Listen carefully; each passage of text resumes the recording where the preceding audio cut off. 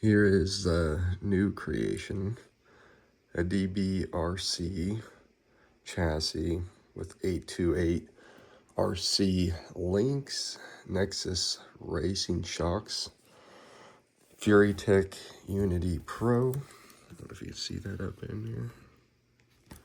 With NSDRC RS100 servo,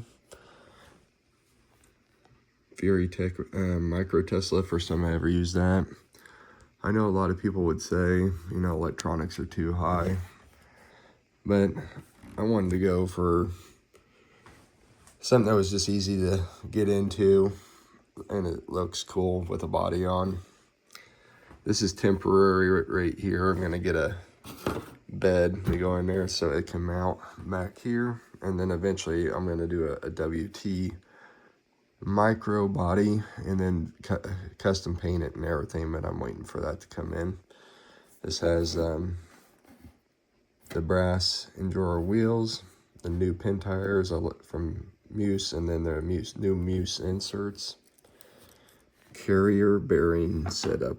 I don't know if there are TX4M builds that do this. 828 RC and DBRC makes it where you can do this. And then they got the Enduro Planet axles with the simulated hydraulic steering on the front.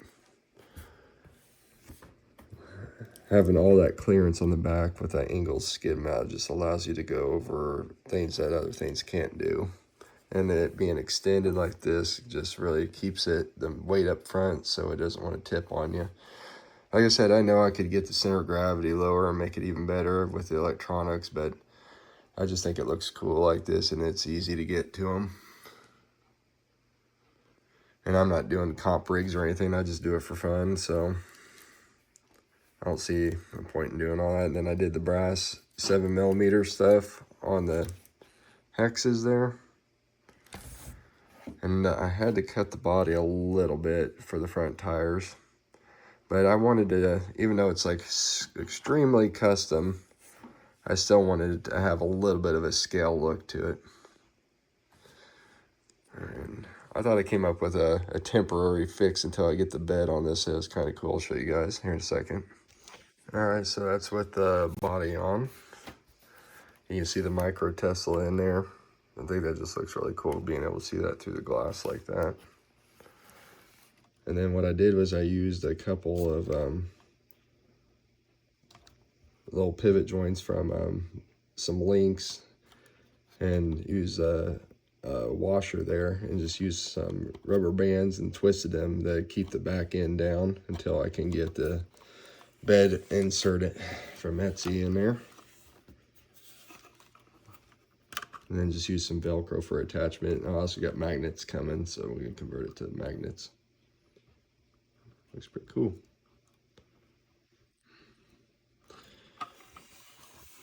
But the big thing is like I said, with that carrier bearing setup, I really wanted to make it where it had that clearance on the back. I never had one like this before, so and see what it can do here on my little home course.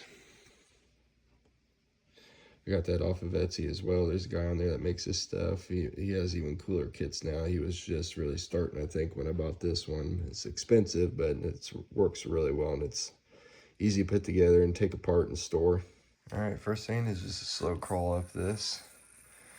I know it don't look like much, but it is pretty steep, and this right here requires lengthened tires or it just tips.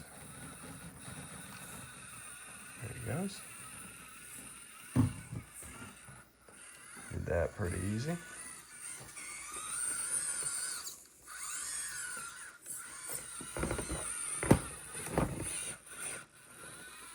Then we're gonna go up the mountain side of it here. And that's where that clearance is gonna come into play.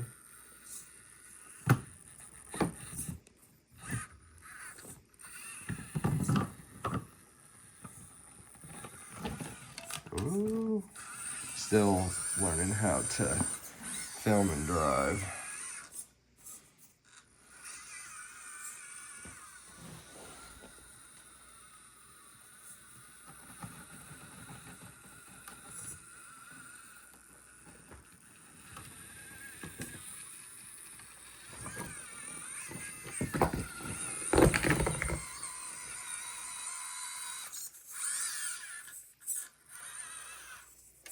All right, now the big thing here, this is a hump.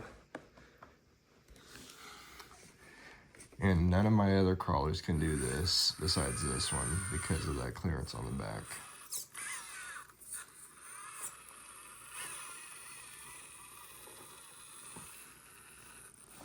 See?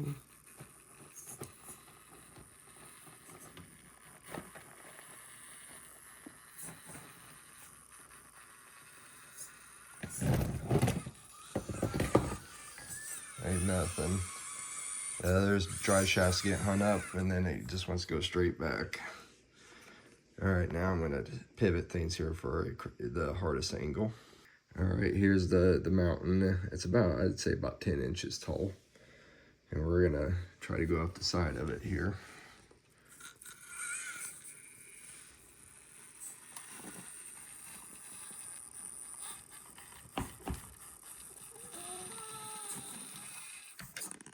One second. All right, cat was trying to get in the way.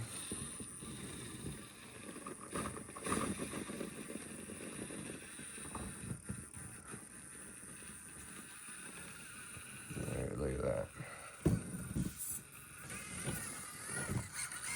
And then that length helps keep it from falling over down that real steep downhill.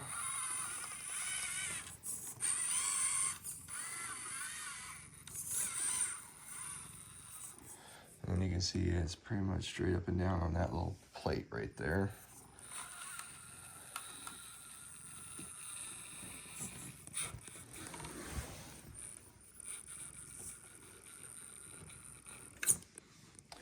And you can see about almost straight up and down.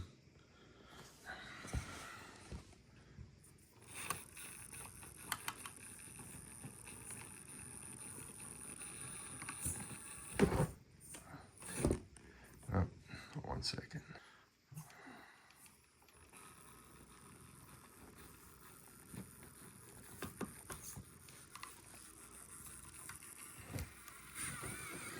Where she goes.